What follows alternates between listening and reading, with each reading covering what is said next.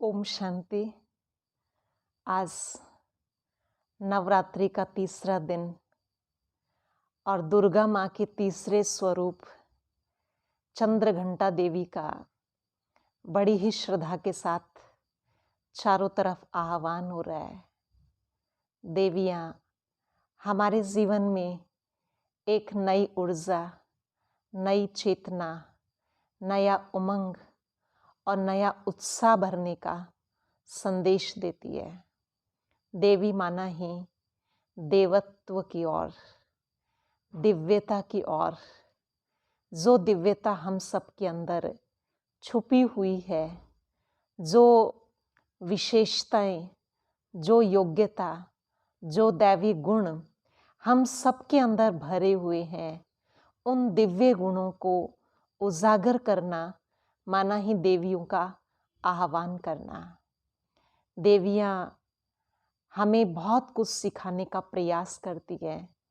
देवियों के हाथ में जो अलंकार दिए, उनकी जो इतनी भुजाएं दी है, वो हमें एक एक गुण और शक्तियों को अपने जीवन में ग्रहण करने का संदेश देती है। जब हम गुणों को जीवन में ग्रहण करते जाएंगे तो हमारे अंदर छिपा हुआ जो देवत्व है, वो देवत्व जागृत होता जाएगा और आसुरी वृत्तियों का संहार होता जाएगा।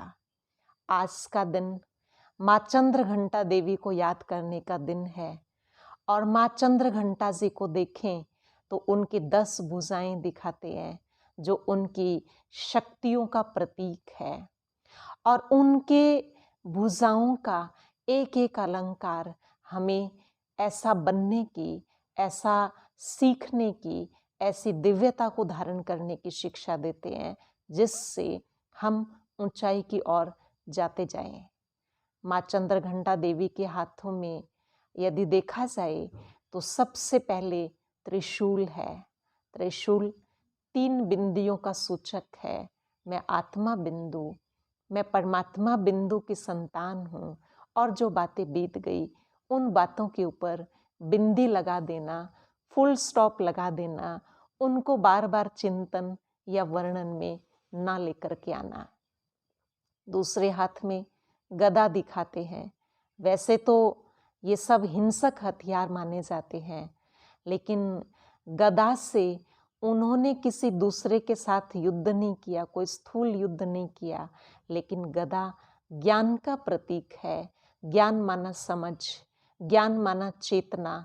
जब समझ के आधार से कार्य करते हैं तो वो कार्य हम उचित करते हैं, कल्याणकारी करते हैं, और उन कर्मों में वो श्रेष्ठता होती है जो खुद के जीवन को भी दिव्य बनाते हैं और दूसरों को भी दिव्य बनने की प्रेरणा देते हैं। तो ज्ञान को बुद्धि में ग्रहण किया, ज्ञान रूपी गदा उनके हाथ में दिखाते हैं। उनके तीसरे हाथ को यदि देखा जाए तो उसमें तलवार दिखाई है।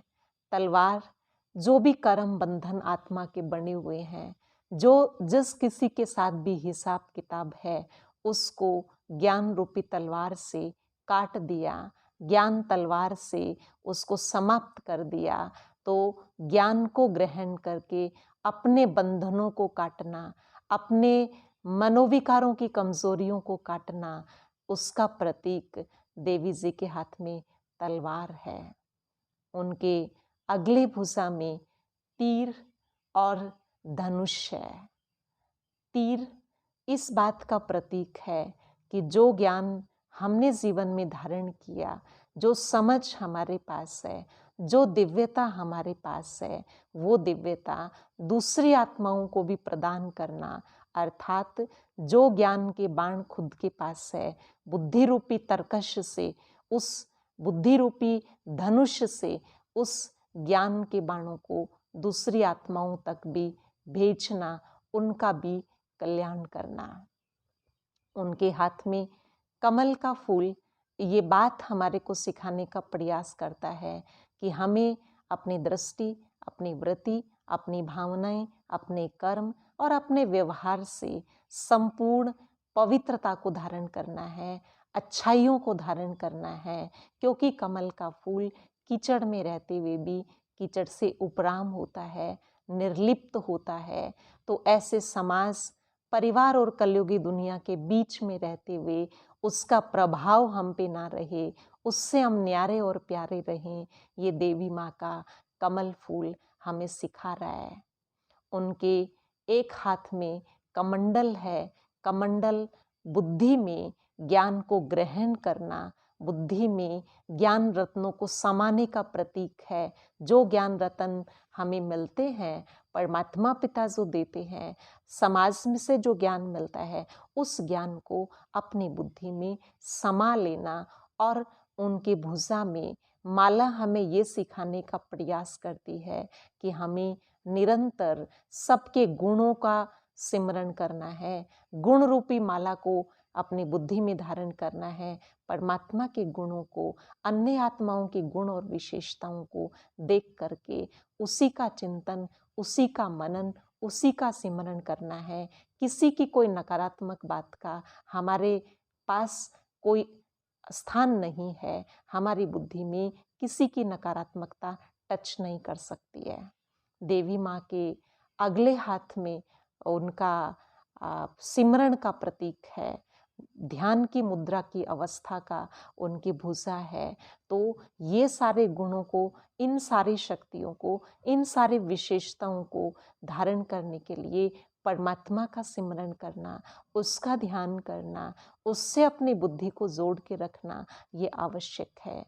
और ये जो कुछ जीवन में धारणाएं की हैं, जो ज्ञान, जो गुण, जो शक्तियाँ उस परमात्म सिमरण से जीवन में प्राप्त होती है, वो केवल अपने कल्याण के लिए नहीं है, वो केवल अपने पास सीमित रखने के लिए नहीं है, बल्कि उन सब को वरदान के रूप में सब आत्माओं को बांटा। इसलिए उनकी भुजा वरदानी भुजा है।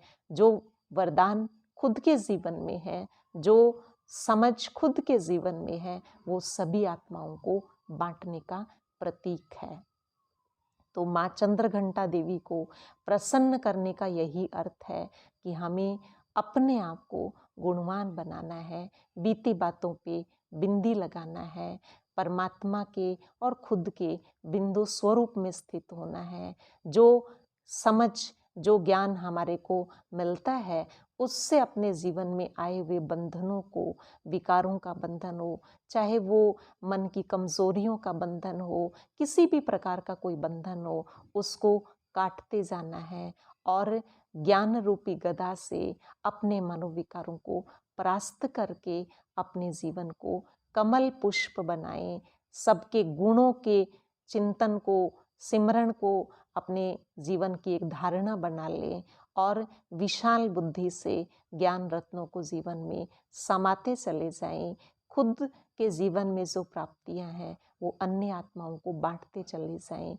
आज की देवी माँ चंद्रघंटा हमें यही संदेश देती है कि इन गुणों का स्वरूप बनते जाएं, ताकि जो दिव्यता हमारे अंदर छिपी है वो जागृत होना शुरू हो जाए। क्योंकि देवियों का आह्वान कोई ऊपर से नहीं करना है, देवियों का आह्वान हमें अंदर से करना है।